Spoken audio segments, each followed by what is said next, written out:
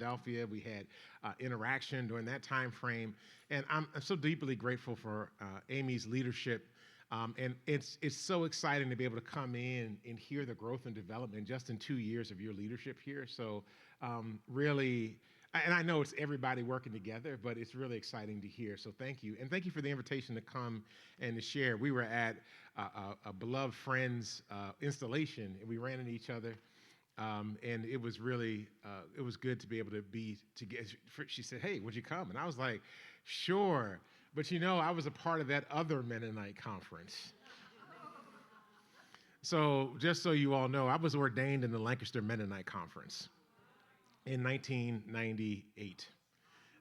So I actually church planted in Philadelphia. But I was sitting in the church planting section because I was like, I planted a church in partnership with Eastern Mennonite Missions and others called Way of Life Ministries that was in West Philadelphia for several years. We're West Philly Mennonite people because we did a lot of work with West Philly Mennonite. They were our neighbors. They were on the other side of Baltimore Pike. We were on one side. They were on the other side. We were further down than them. They were in more southwest, and then we were in west of what was referred to as the Bottoms because we were in the Mill Creek neighborhood. And then where are all the Philly folk? Because I know there's a whole lot of Philly folk in the house. So let me just say, although I live outside of Baltimore now, I am Philly to my core. I am Philly to my core, and it would say Philly born and Philly bred, and when I die, I'll be Philly dead. So let me just be very clear about that. I was born in Germantown. I was raised in East Mount Airy. I bought my first house in West Philly. I graduated from Lincoln High School in the Northeast. I graduated from Geneva College's Center for Urban Theological Studies, which was in Hunting Park. I then finished my seminary degree at Lutheran Theological Seminary in Philadelphia in West Mount Airy, and have spent my life is all about Mount Airy and about Philadelphia and about that. So I was like, where's the Northwest folk, the Northwest Peace folk? Where are y'all at? I was Germantown, where? Okay. Oh, First Pres in Germantown. Okay, cool. Very cool. Yeah, like next time I'm in Philly, I'm gonna have to come check y'all out and just to be present with you all. So while I am not Mennonite now, I have deep affinity and passion and joy for the Mennonite Church, and it shaped me in some very profound ways, including the deep influence of Dr. Ron Sider when I was a student at Eastern Baptist Theological Seminary many years ago. But now, in my new role, I do get to work with some Mennonite churches across the country that are supporting faith-based organizing, including our siblings over at Hyattsville Mennonite Church that are part of our Congregation Action Network in the DMV area in DC. So, and then I know West Philly Mennonite, West Philly Mennonite folk were part of Power Interfaith, still are, and we're doing a lot of work with that. Did Germantown ever join Power? Okay, I got you. Germantown never joined, but West Philly Mennonite was very active, one of the founding congregations of Power Interfaith, which was a faith-based organizing group in the city of Philadelphia. So I'm glad, again, to be able to be here to share with all of you. So this is going to be dialogical, right? And faith-based organizing it's relational organizing. So there's no hierarchy. It's not deep hierarchy. I'm not going to say there's not hierarchy. There's not deep hierarchy. It's the way we want to do it and the way that we share it. But it also is incredibly inquisitive. And it is also about finding what keeps people up at night. And how do we find our shared way to create change in the world? I just want to lay something out for you as we begin our time together, and actually even as I get into the sermons over the next couple of days. I want to make a theological statement. I believe I serve the sovereign God of the universe, creator of heaven and earth and everything that comes between us. I believe that God sent God's only child, Jesus Christ, to come to earth to try to help us to get it straight. And that he died on our behalf, but rose with all power in Jesus' hands.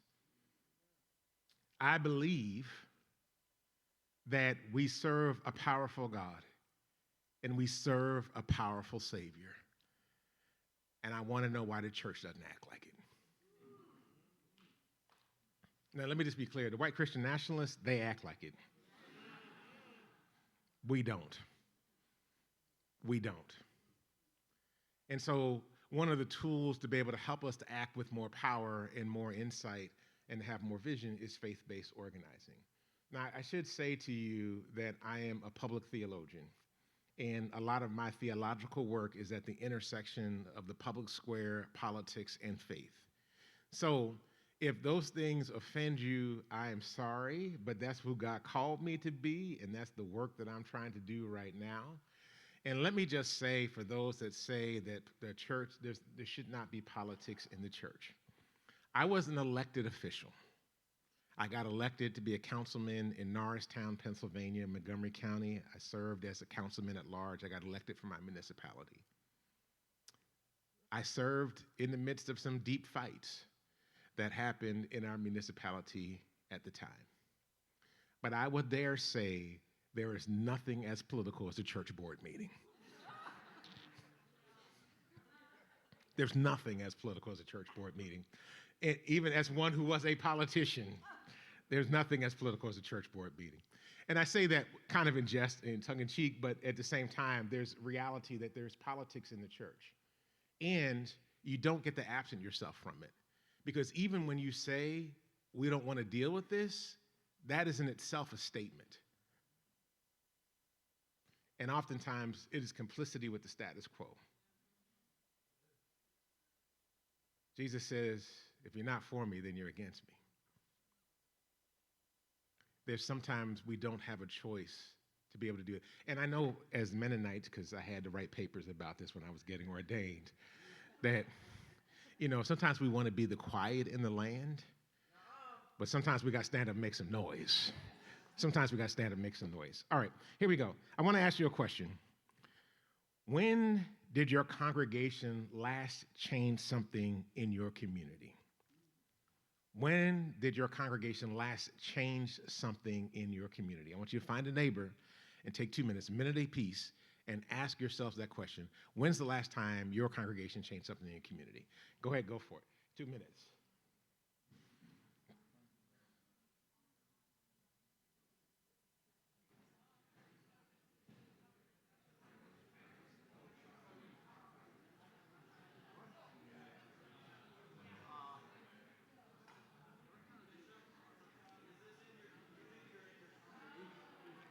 When did the congregation change something in the community? Great.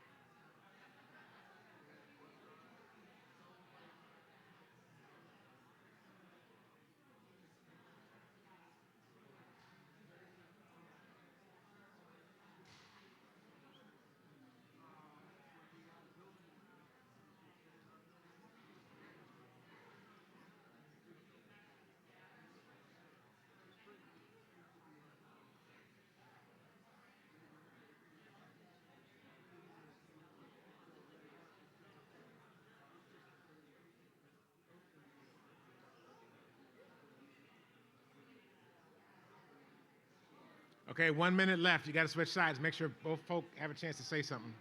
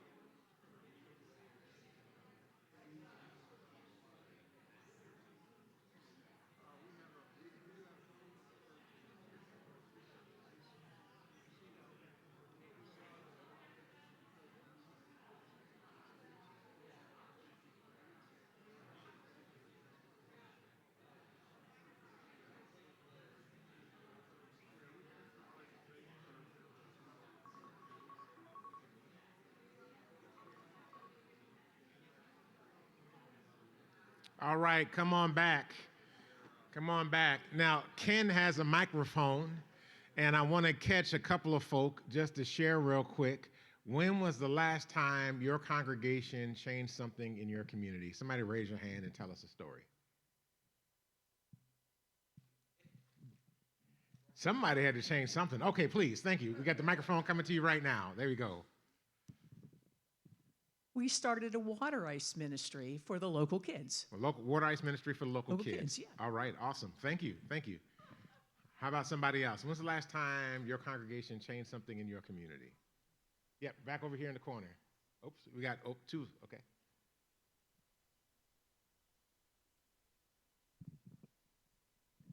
Well, I'm sorry it was 6 years ago, but Open Door in Jackson, Mississippi did help take down the state flag that still had a Confederate symbol on it. And it's in the museum now where it belongs. Awesome, thank you. Great work. Our congregation was instrumental in getting a local rapid response network formed for when ICE shows up in our community. Awesome, thank you. Thank you. Anybody else? I'll go right up here, right up here.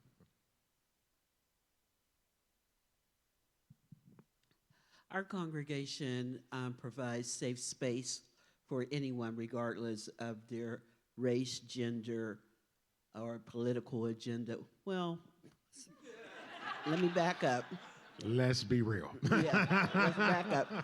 I don't want to misspeak. But what I'm trying to say is that people recognize us if they're looking for a safe space to have something or to congregate or be together. They know that they can come and ask our church. Awesome, awesome. Anybody else? Yes, ma'am. And I want to ask the young folk, they all sitting back there. You guys do not get a pass on this. You do not get a pass. We have a little outdoor library box and a lovely little garden with benches for people walking by to sit and read and enjoy the flowers. Awesome, thank you.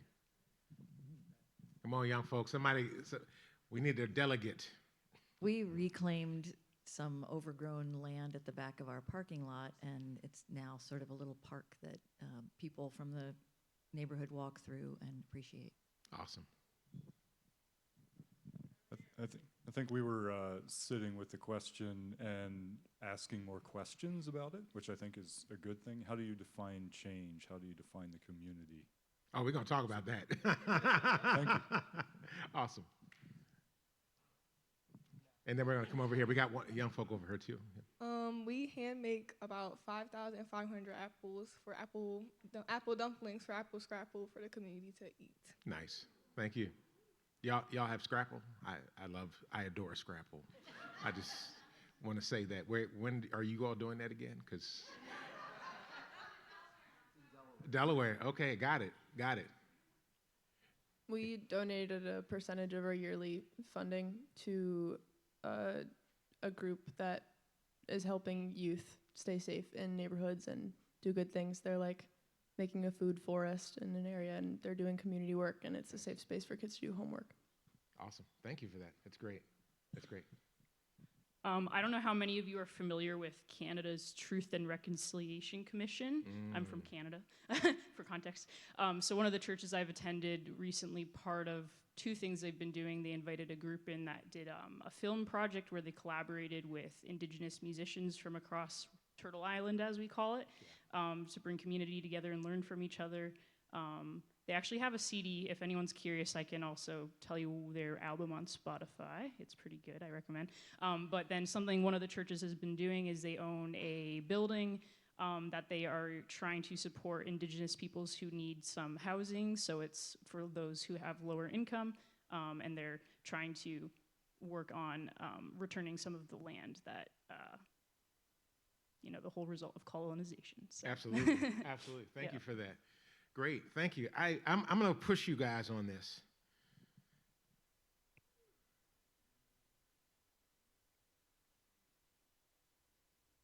The church has confused charity with change. When I talk about change, I'm talking about systems and structural change. I'm talking about how are we going upstream to stop the issues that we're dealing with. Don't get me wrong, I'm not knocking the direct service stuff that we have to do because people are in need and they're hurting. But if all we do is that, we are complicit with the status quo that is causing the problem for those people in the first place. How many folk just said, ouch? This is what faith-based organizing is about. It's about addressing systemic and structural issues and fighting back in ways that are nonviolent, but also powerful and prophetic to be able to fight for change. We feed the hungry. We rarely ask the question why they're hungry. And if I'm gonna be honest with you, most of the time we buy into the tropes about why they're hungry. They're lazy, they're not working hard enough, they got all these other challenges going on, and nobody ever asked the deeper question. How many of you have ever heard the story about the babies in the river? So some of y'all have not heard this. Okay, I'm gonna tell the story about the baby. I'm gonna take this out of here for a minute. I need to walk around. So the babies in the river. So some folk went to a park that had a river going through it. And as they're hanging out there one day, they see a baby coming down the river. And there's no parent, there's nobody there. And so the people panic. And so somebody jumps into the river to go get the baby out of the river. That's a lot of times what we do. Like we see a problem, an issue, we want to go address it. So we go address it. Here's the problem. A few minutes later, there was another baby coming down the river. And a few moments later, there was another baby coming down the river. And then after a while, there were 3 or 4 babies coming down the river at the same time. At some point, somebody said, maybe we better go up the river to find out why the babies are coming in the river and try and stop it up there.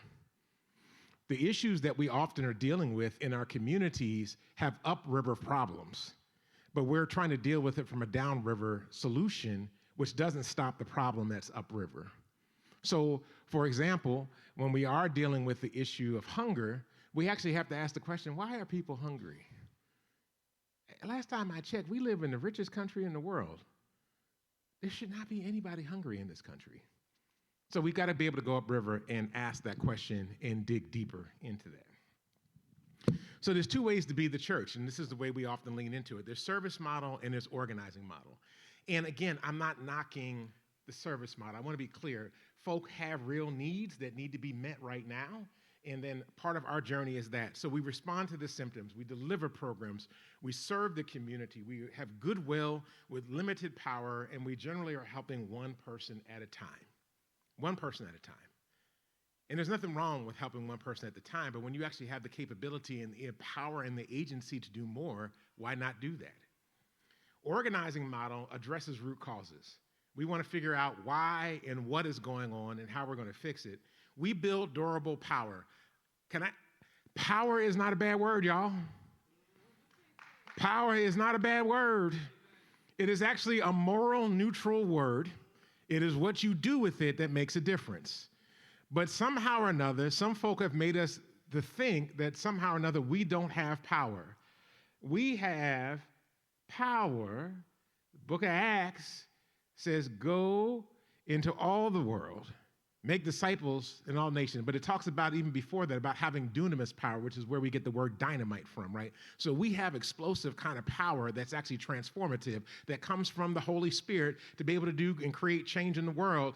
And the gospel isn't really the gospel if we're not doing justice at the same time we're trying to get people saved. Because what are you saving them into? Some real challenges there. So the community leads the church because the folks in the pews are the ones that are telling us in the organizing model what are the issues that are important to them. We use relationships and strategy, and we change systems for everybody. Because usually when you find the people that are closest to the pain and you change a system that's impacting them, it actually impacts everybody else. Amen, somebody.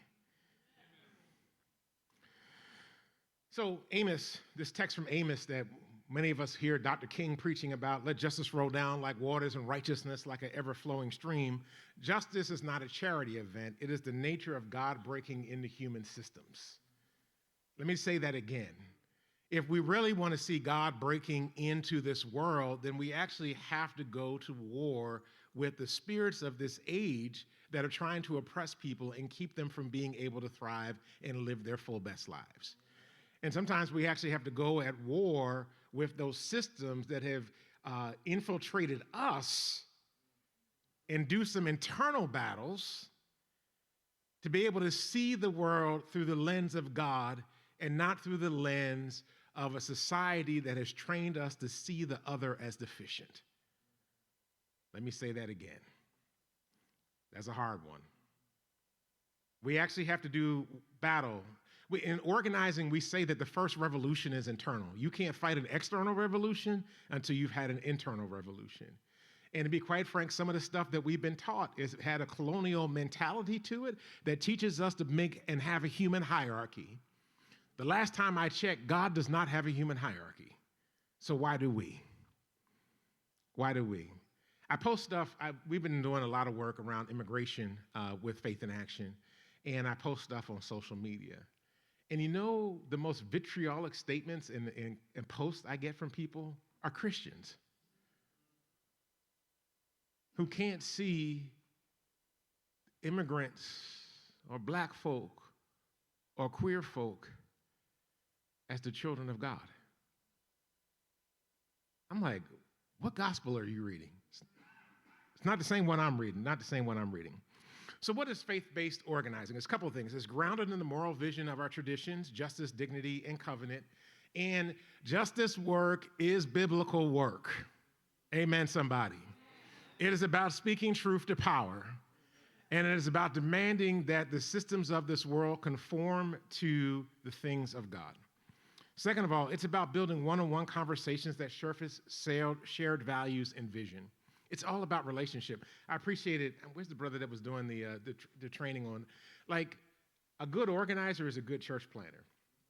A good faith-based community organizer is a good church planner. Why? Because you're all about building relationships. Because our power does not derive from us individually. It derives from us connecting with one another. And so the way you build power is you need more people. If I was in a Faith in Action training right now, I used to do this. I used to have a lot of fun with this. So then the lawyers told me I had to stop doing it. But I used to be a lot bigger than this, a lot heavier than this. And I would find folk in the room, and I would say to them, okay, I would usually find the smallest person in the room, and I would say to them, knock me over. And they would come up, and they would push, and I'd just stand there and look at them. And I would be like, I'm the systems of this world. You can't push me over. You're not strong enough to do it. So I'm like, what are you going to do? So they would go get friends. And eventually they would knock me over. And then the lawyer said, that's a lawsuit waiting to happen. Do not do that anymore. But for us to be able to have shared power, we actually have to build with more people. And the way we do that is we have conversations. Now, this is not your typical coffee conversation. We turn to one another and ask the question, what keeps you up at night? Here we go. We're going to do this right now. Find a different person that you didn't talk to last time. Find a different person. And I want you in 2 minutes to ask them the question, what keeps you up at night? And don't tell me it's your diuretic. Okay, that does not qualify as thing. But in terms of like the things of this world, what keeps you up at night? Find one person or two people, you can be groups of 2 or 3, and ask the question, what keeps you up at night? 2 minutes.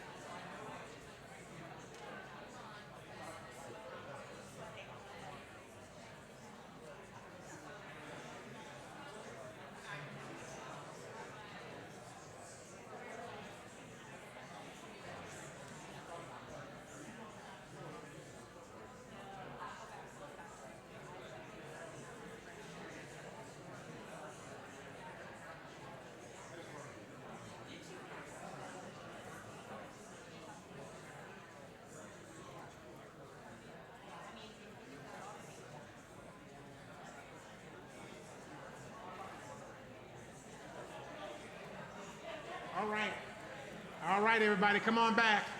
Come on back. Where's Ken with the microphone?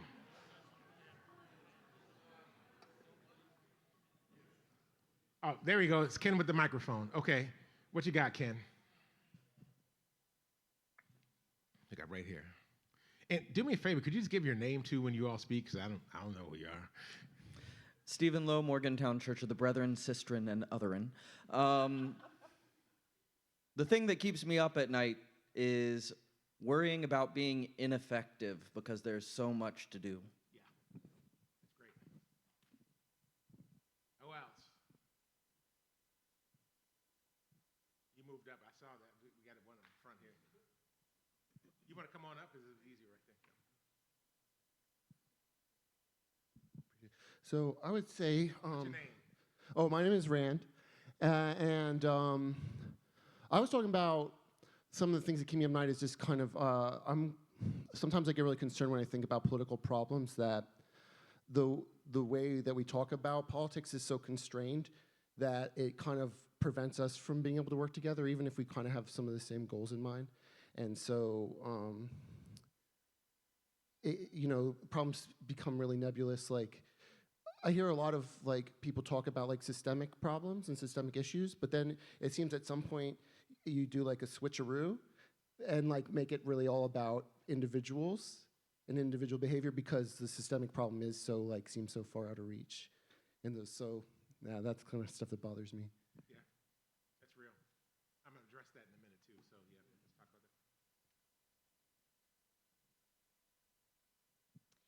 that. I think about what if our food systems fall apart? How will our communities eat? What if there's another world crisis? Can I access my family if there's a crisis? Just small things like that. It's all real. I'm Tessa. One of the many things is I'm queer and I'm Mexican American and I'm religious, and finding a space where I can live fully in both of those identities without worrying about what accidental, I don't believe in microaggressions, macroaggressions happen. Where I don't have to think about those, or I don't walk into a room and count how many people of color I see. That's real. I did it when I got here, so I understand. Yeah, I got you. It's all good. It's all good. There's a hand in the back.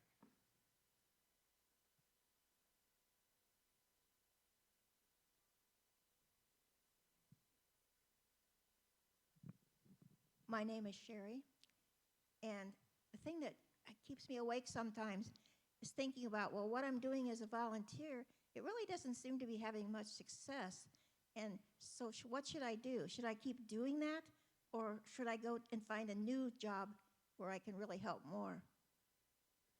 Thank you for that. Did you have a hand in the back? No, you good? Anybody else? Y'all are very quiet on this question. I just want to note that. Yes.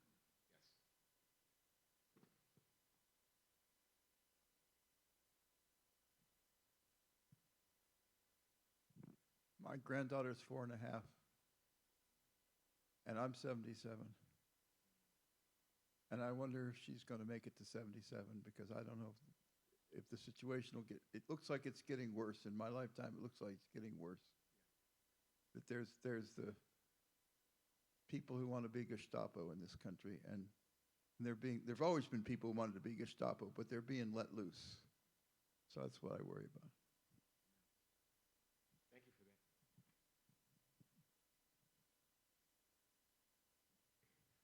If we keep this to ourselves, then it becomes overwhelming. When we share it with others and we start coming together with a shared interest in fixing our world and our society, we actually have the power to do this. I'm going to tell a quick story. So I know this is Mennonite space. This is going to sound really awkward, but just flow with me here for a minute, okay? So my great-great-grandfather was a slave. He was a slave in Richmond, Virginia. right outside of Richmond, Virginia. And in 1864, he escaped from slavery from Hankins Farm in Virginia. Hankins Farm, and, for those of you who are historians, you would note that the Emancipation Proclamation went into effect in 1863, but because he lived in the Confederacy, he was still a slave. He escaped slavery and went and joined the U.S. colored troops. In September of 1864, there was a major battle that happened between Richmond and Williamsburg that was actually very pivotal to the fall of the Confederacy. It's not often talked about in the history books. But the Confederacy, there was a battle taking place, and I should say the colored troops were not frontline troops, except when folk were going to get slaughtered. And in this particular circumstance that day, the Confederate soldiers were told to take out all the white officers. There was a white battalion and a black battalion together, and they were told to take out all the white officers. They took out all the white officers, and they took out all the white non-commissioned officers, because they figured that when they took out the white officers, there would be complete and total disarray. At this particular point, my great-great-grandfather had become a first sergeant in the U.S. colored troops. He and 14 other black non-commissioned officers organized themselves, and they organized both the black and the white troops. The history goes, it's written, you can actually find it in books, that my great-great-grandfather was the first man over the battlements, leading the rest of the troops, black and white, into battle that day, for which he was one of the first African-American men in this country to ever win the Congressional Medal of Honor. It's a hard story to tell in a space where we believe deeply in nonviolence. But the principle of the story isn't about going into battle in that way. It was about the courage to fight for something that he could not yet imagine, which was his freedom. And he was willing to risk it all for the sake of freedom for him, his spouse, his children that were born into slavery. He was willing to risk it all. How much more should we, who are the children of God, who serve a powerful and a living God, a God with all power in God's hands, not be willing to do whatever we had to do to work together to create a world where every person can flourish and thrive? Because ultimately what faith-based organizing is about people being able to flourish and thrive. It's about bringing organized constituencies, which are congregations, together, and who act with strategy and discipline to be able to win big for communities that are struggling. The three key pillars to our work. One is the one-to-one. The beginning foundation of every organizing campaign, every work that we do, is basically what we've been doing in this space, asking questions of one another, unearthing from inside of one another what keeps us up at night, finding out what our shared interests are, and then beginning the process of organizing together.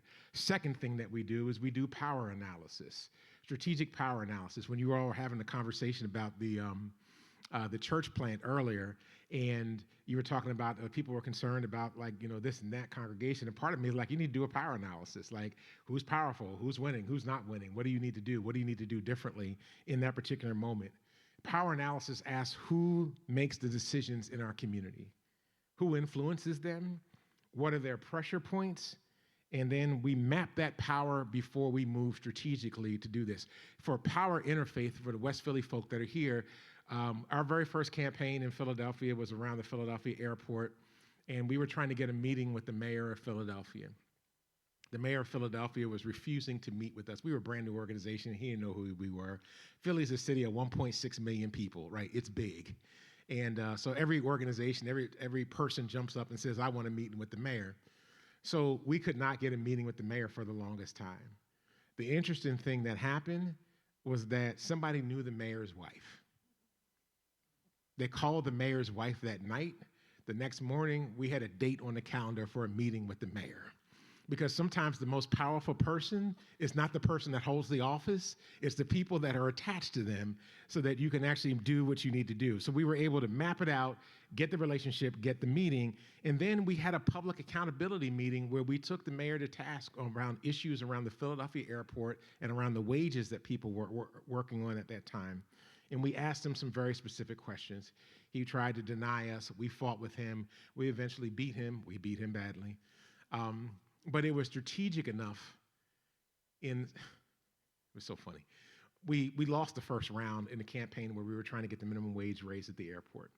And we got sold out by a councilman in city council because the building trades were working behind the scenes to thwart our efforts. We had another council person that came to us and said, hey, I know a way to work around this, let's do this, and we did it. And so much so that the mayor, who was then also in office during the time of President Barack Obama, had a press conference to give us what we wanted, but he couldn't give us the credit for it, so he said President Obama told him to do it.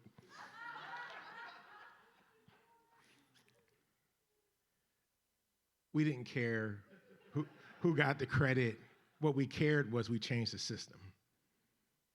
And so much so that for at least 1,500 workers at the Philadelphia airport, there was an additional $25 million a year going into their communities, in their pockets. They had benefits for the very first time, and they had paid sick leave. That's the power of transformation that happens when we organize together and we begin to battle the systems and the structures. 3 core practices: one-to-one, doing power analysis, and then taking action together.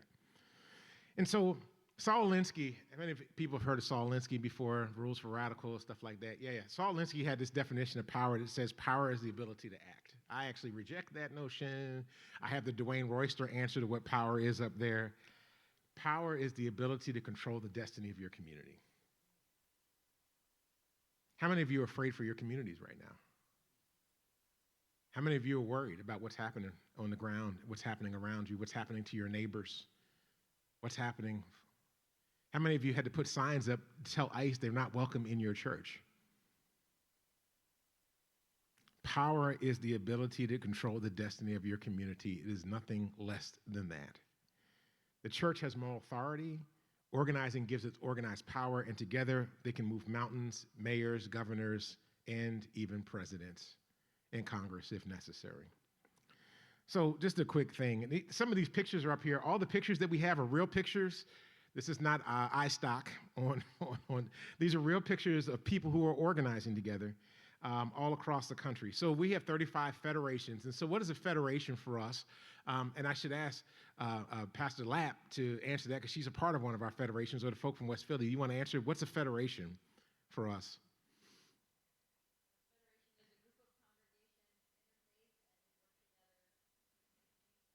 Absolutely. You all have been doing a tremendous amount of work around immigration in that work. What about for West Philly? Where's West Philly folk? Tell us about your federation, what federation you're a part of. You want to? Yes, it's power. Yeah. Yeah. Yeah, so I'm talking about like faith and action groups, right? So you're part of Power Interfaith in Philly. I actually led the organization for 10 years, well, 5 years, 2 different times. It was part of that work, and it's multi-faith. It's Christian, Jewish, Muslim, ethical humanist, Unitarian Universalist, Society of Friends. We all come together. We have deep moral convictions, but we really run together and do some things. But we want to be clear about something. We're not a service organization. We don't do direct service work. There are folk that do that, and a lot of our congregations do that. That's not what we do. We're trying to deal with systems and structures. And I want to go back to your point earlier, because I think, and tell me if I got this wrong, but a lot of times we have to start at the individual level to unsurface what people's pain is, but then, and we talk about self-interest, but then we got to get to a place of shared interest. And so the difference in organizing than advocacy is that you can advocate for something and have never experienced it yourself. But when you're organizing around stuff that you are directly impacted and experiencing. And I think it's important to note that and the different ways that it impacts you. We're not a service organization. We're organized people who are building collective faith power to change the world. Okay, I wasn't going to do this here, but I'm going to tell y'all what I say all the time. you might throw me out after this, but I tell people all the time, I said, we're trying to change the damn world because too many people wake up every morning feeling like they're already living in hell. And the reason they're living in hell is because we haven't done our jobs, which is why we can't get them to come to church. We can't do it because we're not showing up as a witness that's actually about systems change. The Bible was written and faith governed politics, not politics governing faith. Now, we got bad faith governing politics right now. It's bad. There's actually a movie out called Bad Faith. Go check it out. It's bad faith governing politics, but we need to move in a different direction. So what does organizing in your congregation look like if you were to do something like this?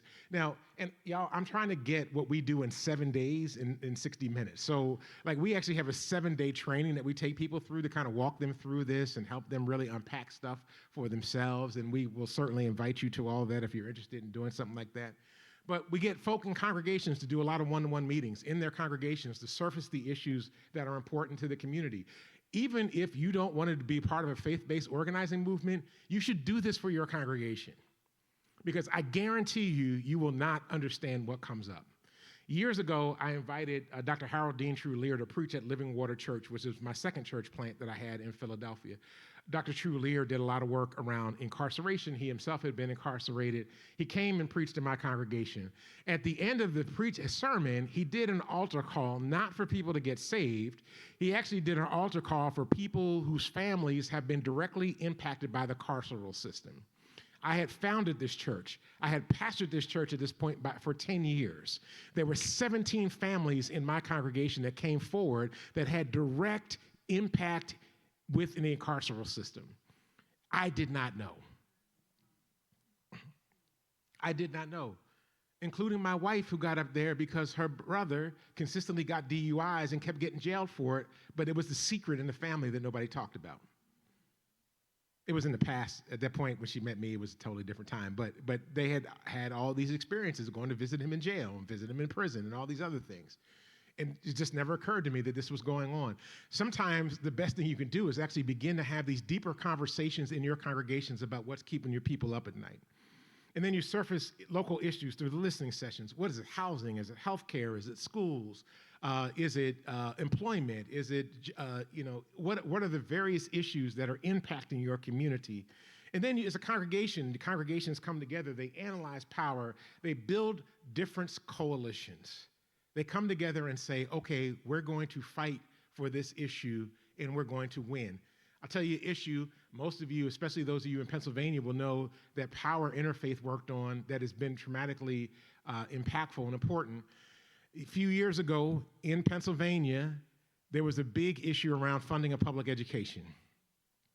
How many people are aware of that? Big issue, big issue.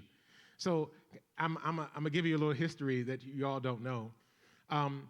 So there was a coalition to come together because we wanted to create a new funding formula for the state of Pennsylvania to fund school districts. There are 501 school districts in the state of Pennsylvania. Don't ask me why there's 501 school districts. It's a ridiculously large amount of school districts. We had an inkling and a concern that there was racial bias in the funding formula. But at the time, we couldn't prove it. So we went to the experts and we said to them, can y'all help us figure this out? We need to be able to figure out. So we went to a bunch of the education think tanks and they're like, there's no way to figure this out. We went to the teachers unions, they're like, there's no way to figure this out.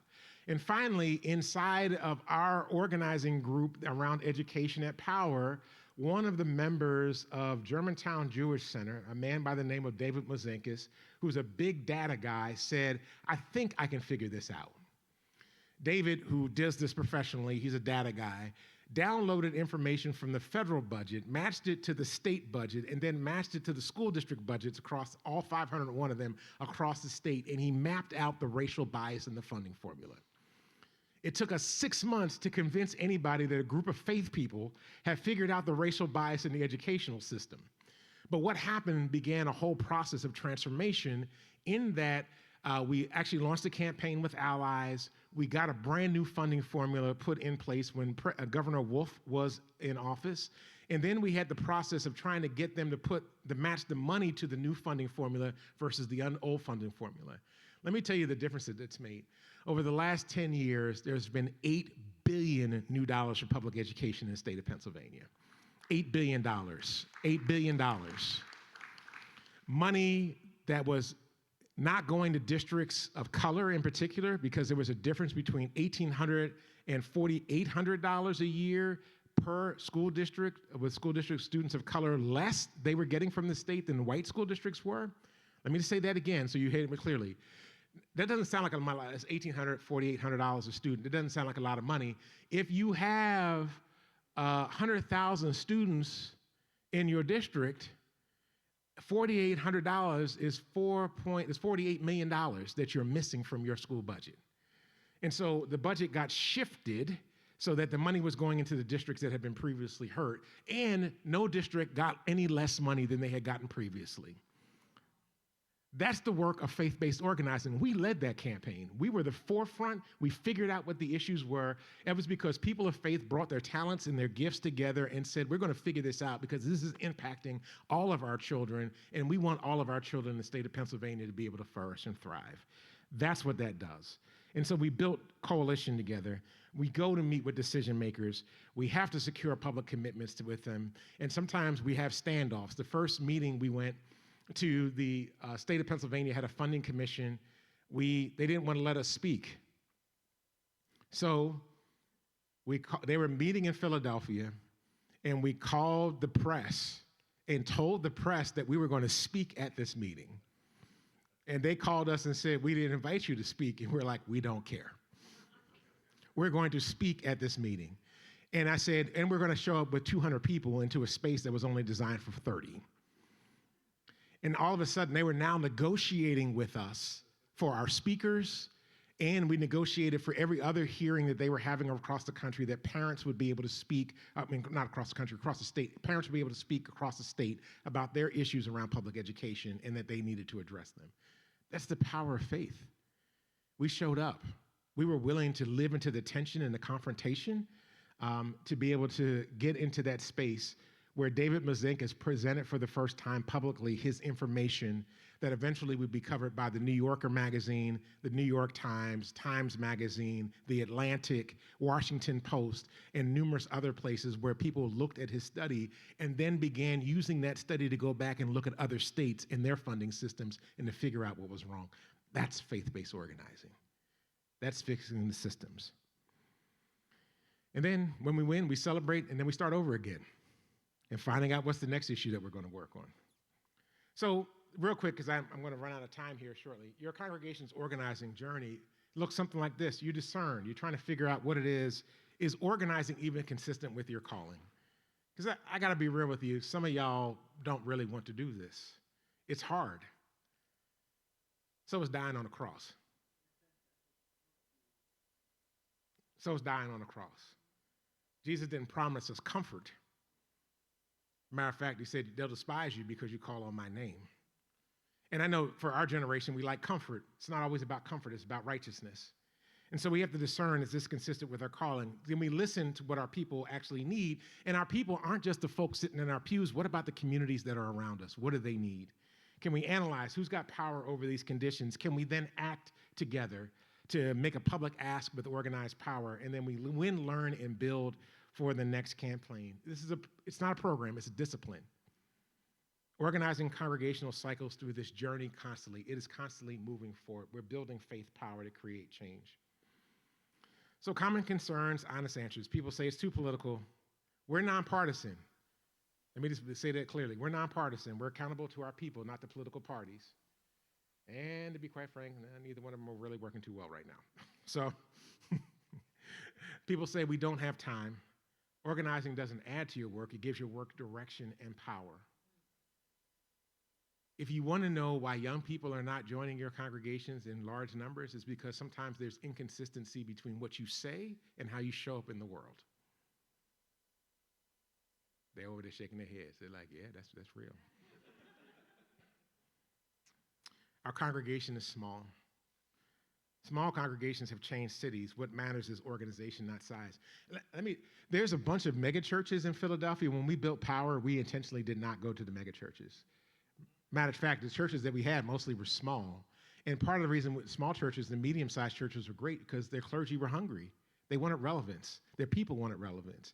They always heard about Enon or about Deliverance or about Sharon Baptist or, about all the New Covenant Church, all these big churches that were right down the street from you, right? All these big churches that were there.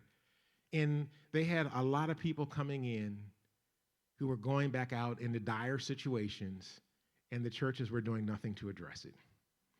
And then these smaller congregations, Methodist, Mennonite, UCC, Presbyterian, Lutheran, the Masjid joined us, right? A couple of the Masjids joined us, right? Several synagogues were a part of our work. Several Society of Friends congregations, we all came together. And these smaller congregations built more power than some of the biggest congregations in the city had collectively because they spoke truth to power. And I would say from my Christian faith, under the anointing of God, to be able to create change so people could be set free. This is an interesting thing. Jersey had passed a landmark bill, Faith in New Jersey, welcoming new affordable housing. And it was the faith leaders that led that work that's creating change. So we got like 5 minutes left, so I don't want to take too much time with this, but just based on what we've just heard, what you talked about, would you get back into small groups again? We're just going to take about 3 minutes now. And what issues in your community keep you up at night? Who actually has and you understand what we're talking about with conditions now. Who has the power to change that condition, and what would it take for your congregation to act? All right, so we're going to take 4 minutes, all right? We're going to take 4 minutes. We're going to come back and debrief real quick, and then we're going to move on. And if you're interested more in this, I'll be glad to share. I'll be here all weekend. And you can certainly have more conversations about it. But would you just find your small group again and answer these 3 questions real quick? And then we're just going to do a quick debrief from that, and then we'll wrap up, okay? Thanks. And I'm going to set the timer.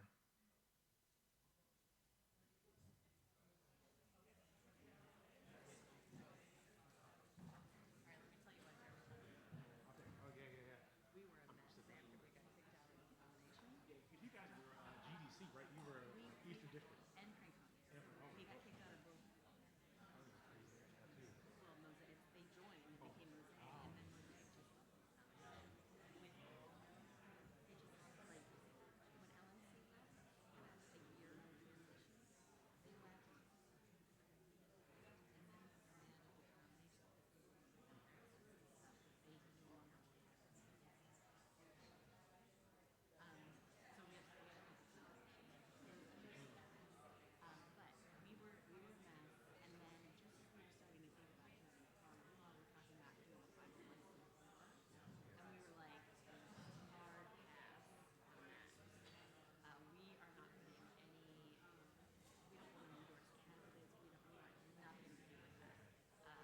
It wasn't about endorsing candidates, though, but like that was the message we were getting, and so we want to do stuff without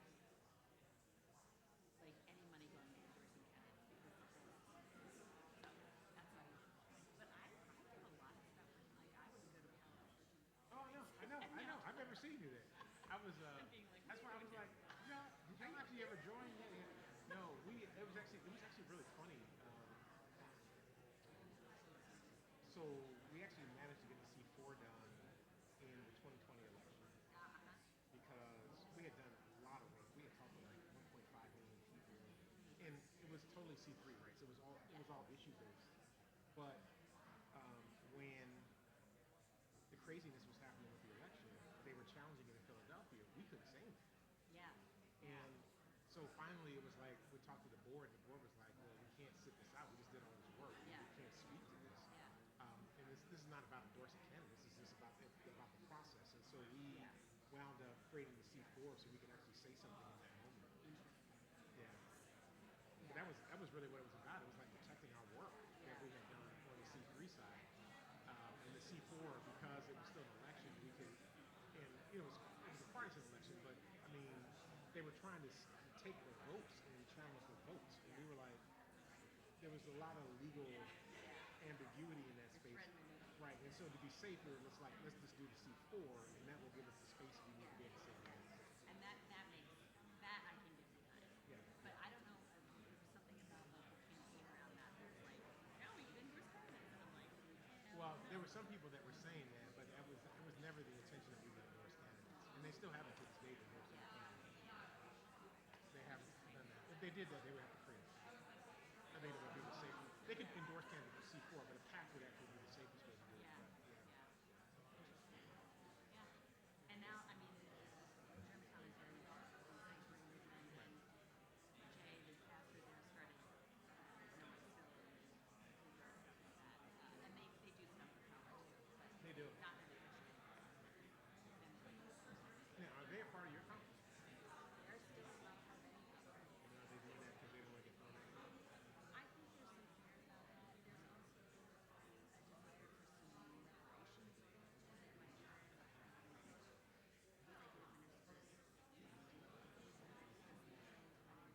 They can administer Who's the executive?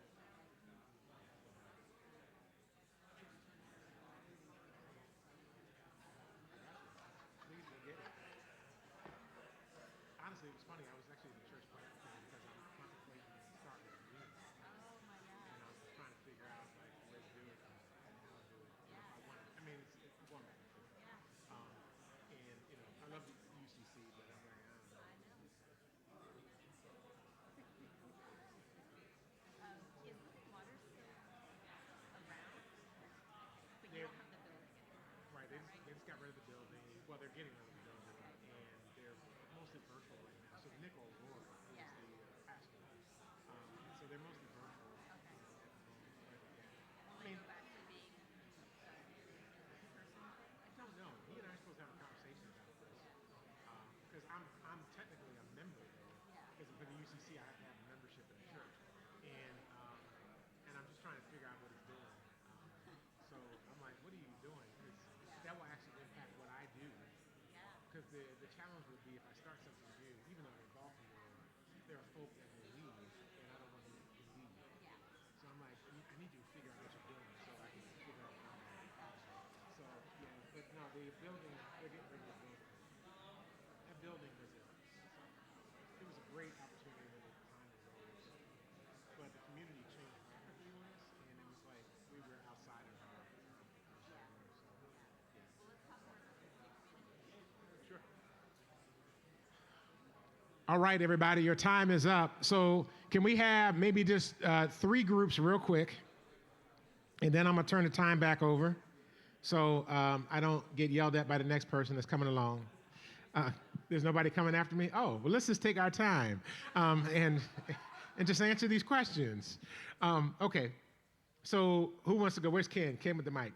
Ken is my man with the mic. Here we go.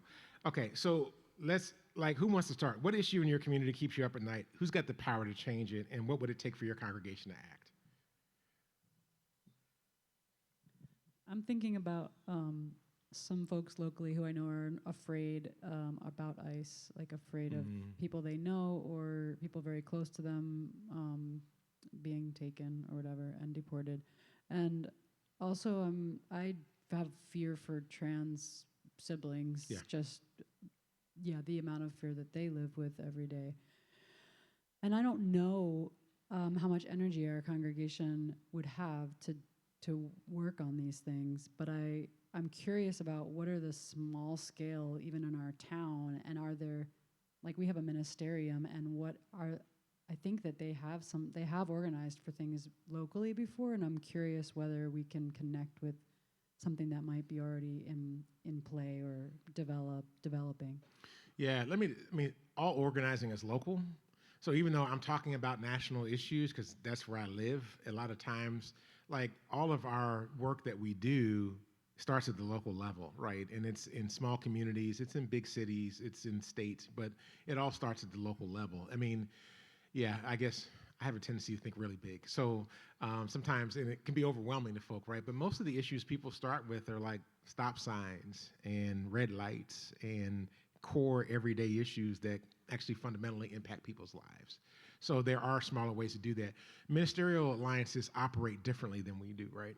So oftentimes it's the ministers doing the work, and our organizing work is actually the pews doing the work. And so there's a difference between the two. So just want to lay that out. Thank you. Yeah, so I'm up at night thinking about our unhoused community in Morgantown. Our second to last shelter just closed this past month, and now we have 18 beds for a 75,000 population city.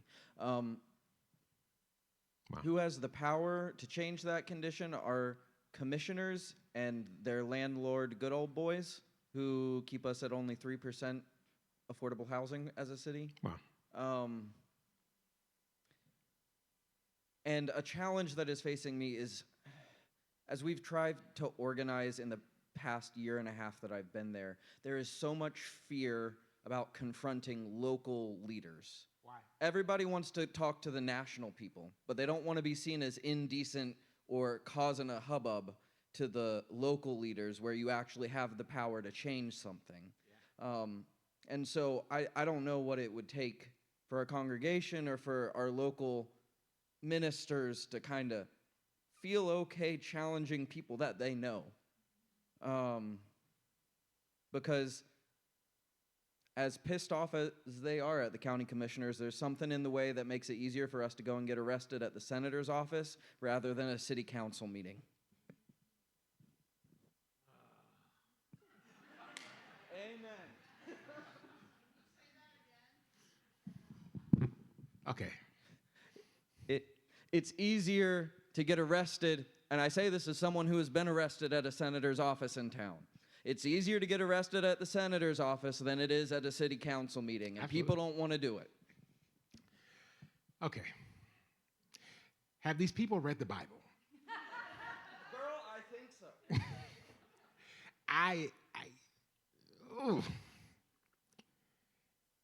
We have created an American Christianity that is based on supporting establishment.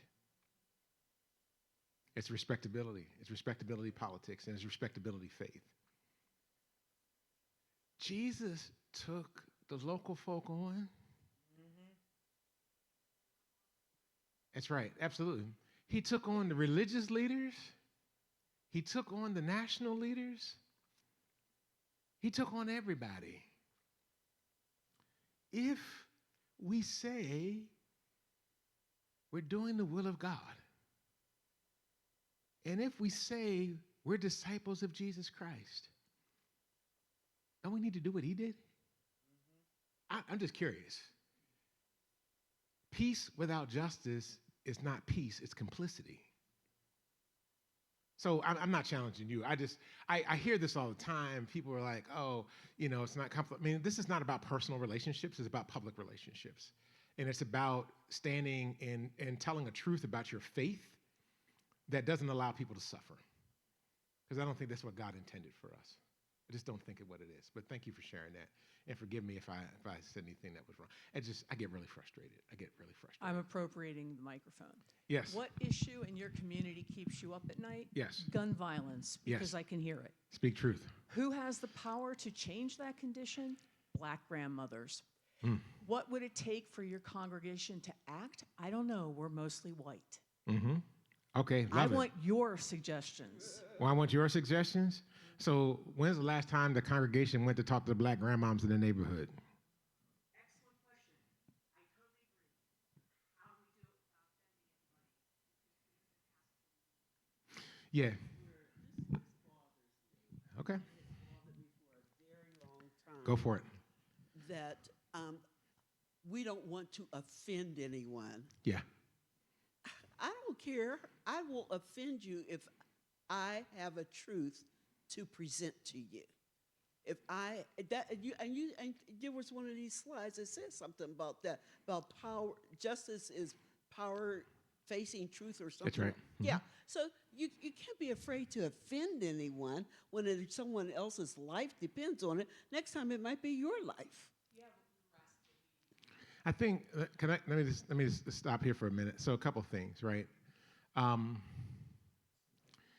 One, I don't think you're going far enough upstream, right? Black grandmoms have some influence. they don't have all the influence. And you're in Philly, right? I mean, we need to talk about the deep propagation of guns and the availability on the street and the availability of access to the bullets that black grandmamas got nothing to do with.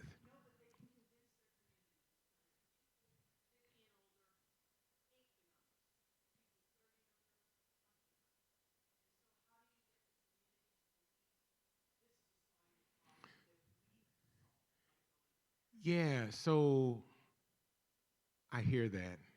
I think that there's other factors here that, um, yeah, this is a deeper issue for that because growing up black in Philly, I don't really know who's got my back. I can't trust the police because they beat up people and they kill folk. I don't know what my neighbor's going to do. So there's bigger issues there that actually there's systemic issues that go back into a lot of issues. But I mean, the main thing is you can't shoot somebody if you don't have a gun. And there used to be a law in Philadelphia some years ago that Philadelphia was the only municipality in the state of Pennsylvania where you could not get a concealed carry license. And actually, gun violence was significantly less at that time because you actually had to go through the city to get it, and the city could say no, which they did most of the time. They said no. NRA sued the state of Pennsylvania, basically sued the city of Philadelphia, and then sued Pennsylvania, basically saying that there was a state matter, and whatever the state law was, then that's how it got addressed. The propagation of guns on the streets of Philadelphia is actually a problem of straw purchasing that occurs. That folk are doing. They're going in. They buy 12 guns at the same time because we didn't have limits, and then they would resell them on the street. Again, I'm not sure that's a grandmama issue. I think grandmothers have a role. I don't think that the real power players are the decision makers in this particular circumstance. Some years ago, Ed Rendell, when he was mayor of Philadelphia, sued gun manufacturers, Smith & Wesson, and there was another manufacturer that he sued at the same time. They managed to lose those lawsuits. But really, the issue is, like, what is the state going to do about getting these guns off the street? And what are they going to do about limiting access to firearms? Unfortunately, most recently, and I see your hands up there, I'm going to get to you in a sec. Most recently, there was a Supreme Court decision that came down 3 years ago, the same time they cut the Voting Rights Act. There was a decision because Maryland, New York, and a couple other, New Jersey, had extremely strict concealed carry. Basically, you had to be ex-military or you had to be a police officer to carry or have some really, really verifiable reason to be able to conceal carry. And the Supreme Court basically threw it out and said, nope, the law's got to be the same everywhere. So I hear you on that. I think that, in my opinion, you're looking at an ally, but trying to make them responsible for the problem. And I think that they're allies that you need to have, and there's conversations that need to take place in that. But I also think one of the things about having the conversations is come with a level of curiosity.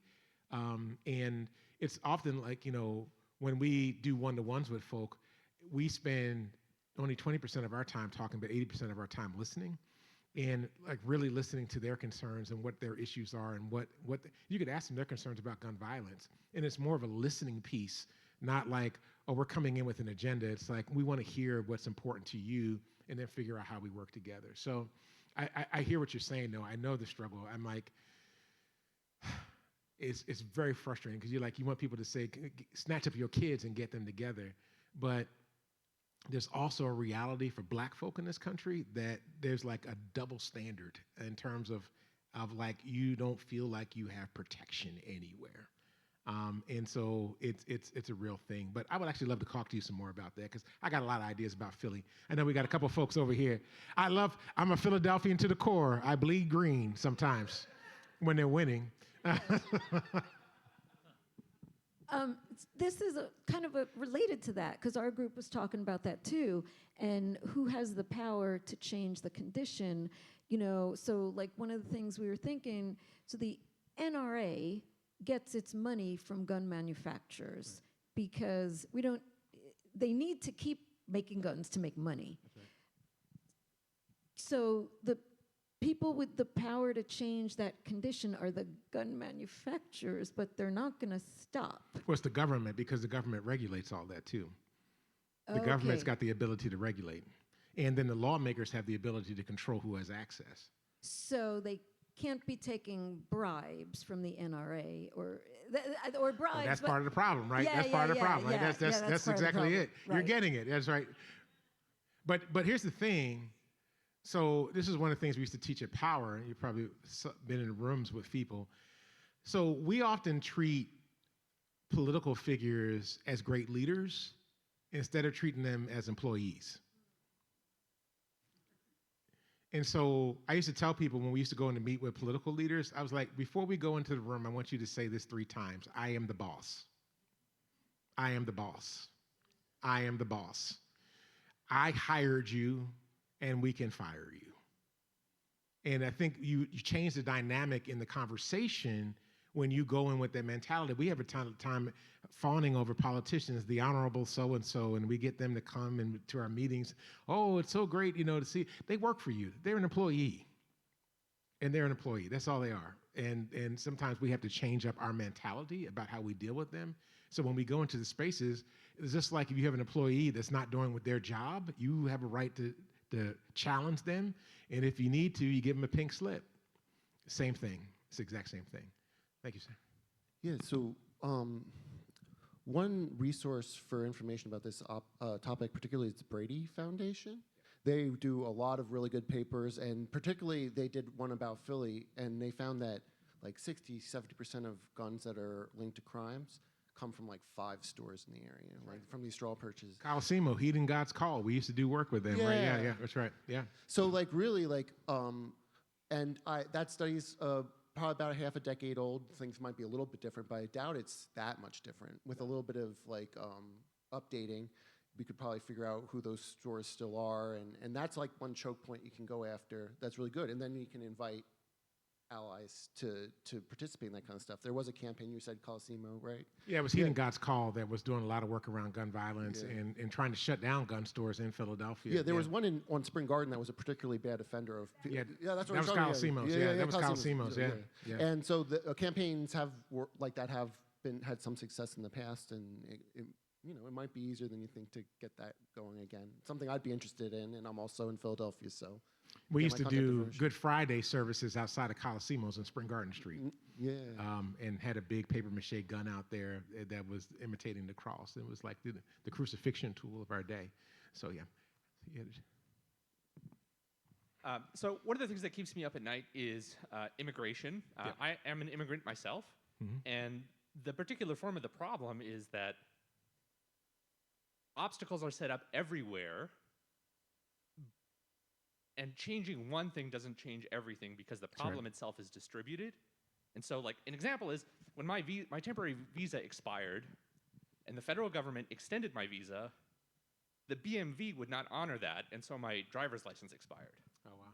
And so I couldn't get the BMV, the state, to recognize what the federal government was doing, and so, like, I couldn't, like, the system, the problem was distributed. I mean, the same thing happened when we moved here and trying to get banking set up.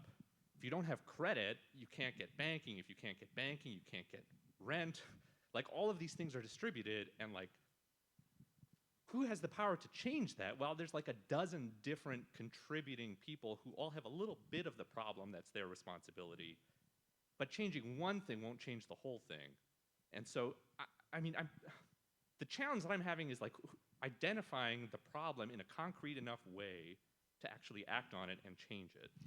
Yeah, can I push you on this a little bit? Because I think you're making the problem is individual to you, but it's actually a systemic problem. Right. Right, and so this is actually a congressional issue that because we have very confusing immigration laws, and we actually need new immigration policy, which is part of, Faith in Action has been working on this for a better part of a decade.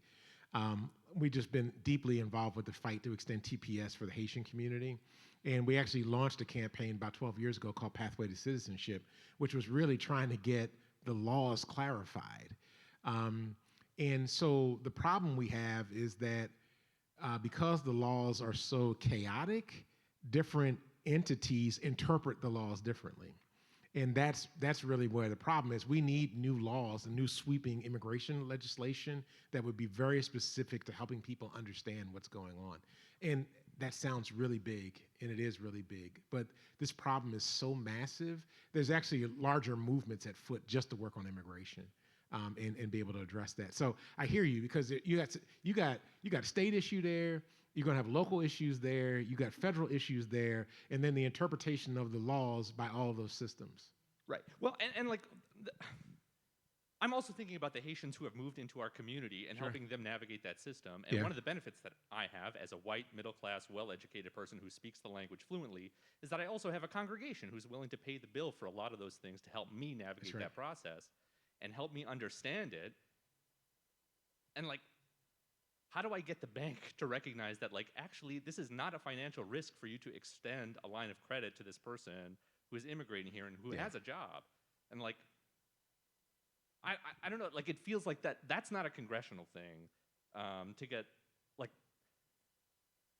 No, it's actually executive order issue, because the administration has told banks and institutions that supporting undocumented folk or even documented folk in some circumstances not to do anything with them. So that's helpful to know. Yeah. So there's a bunch of executive orders that have come out just around immigration and the implications of all of that. So that would take 2 days just to go through all of that. But there's a lot there to do that. But yeah, I mean, I hear what you're saying. Like, how do you talk to the bank? Honestly, in that particular moment, like, who's the president of the bank? And like, could you do an action at the bank to get them to recognize and support? And we don't just do government, we do corporations. We make corporations come to heel too, and they get themselves together. Because you know what happens if you organize churches and then they decide to organize or boycott a bank? You can have some real impact there. Anybody else? All right, well, thanks, y'all. I'll be back with you all later on tonight. It'll be a little bit different format. But at least you got a little taste of where I'm coming from. And if you're interested more in faith-based organizing, more about faith power building, more about being what I refer to as being architects of a new America and designing an America where everybody can flourish and thrive, I would love to have that conversation with you. So I'll be here all weekend. Y'all take care. Thank you.